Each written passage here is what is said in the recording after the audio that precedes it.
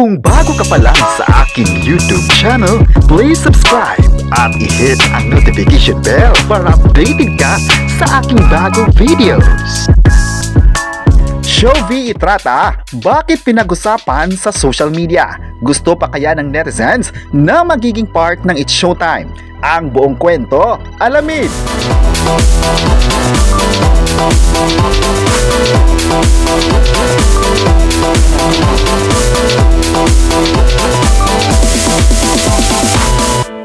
Ngayong oras ay mainit-init pa rin ang ating balita. Latest nga ngayon na biglang nag-trending si Shovie Etrata sa social media. Maugong kasi ngayon ang naging pahayag umano ni Vice na patungkol kay Shovie. Unang lumabas ang chika nang makita ng mga netizens ang post ng kapuso actress noon sa ABS-CBN shutdown kung saan kitang-kita ang pag-repost ni Shovie sa picture ni Vice na may caption na I can hear you Vice. At dahil dito ay samot-saring komento na agad ang batikos ng mga netizens kay Shovie.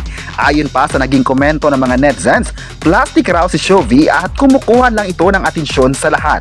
May netizens naman na nagsabing hindi raw natural ni Shovie, lalong-lalo na nung nasa loob pa lang ito ng bahay ni Kuya. Maalalang marami ang gustong maging part si Shovie sa sikat na non-time program ng ABS-CBN na It's Showtime, pero nagbago ang lahat ito ngayon dahil sa issue. Sa naging iringan raw umano ngayon, sa issue kay Shovie ay nagbigay din ng pahayag ang GMA Network. Ayon pa sa pagtatanggol nito, si Shovie ay walang nilalaban ng politiko at hindi siya konektado sa kahit anumang politician. May mga post raw siya dati tungkol sa mga issue, ngunit hindi ito nangangahulugan na nilalabanan na niya ang mga ito. Inihayag lang niya ang kanyang opinyon at walang koneksyon nito sa ibang tao. May nagsabi naman na hindi na raw nila susuportahan si Shovie sa mga future projects at mas ibigay na lang ang suporta sa ibang artista. May nagsabi naman na kahit may mga isyu ngayon ay hindi mawawala sa puso nila ang pagmamahal sa nagisang Shovie Etrata. Marami pa rin ngayon ang gusto siya at inaabangan ng kanyang mga proyekto sa TV. Nakita kasi ng lahat ngayon na sunod-sunod ang mga proyekto niya at endorsements, kaya isa itong patunay na minahal talaga siya ng tao. May netizen naman ang gusto pa rin lang mapapanood si Shovie sa It's Showtime kung saan nagustuhan ng kanyang hosting skills sa programa. Dapat talagang aabangan ng lahat ang mga susunod na proyekto na gagawin niya sa showbiz. Dahil ngayon pa lang ay kinongratulate na ng lahat si Shovie para sa mga susunod na proyekto na kanyang gagawin.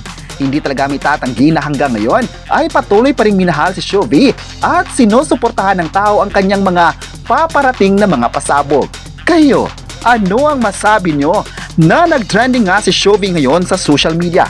I-comment na kung gusto mo pa rin siyang mapapanood sa It's Showtime at huwag kalimutang i-subscribe ang ating YouTube channel.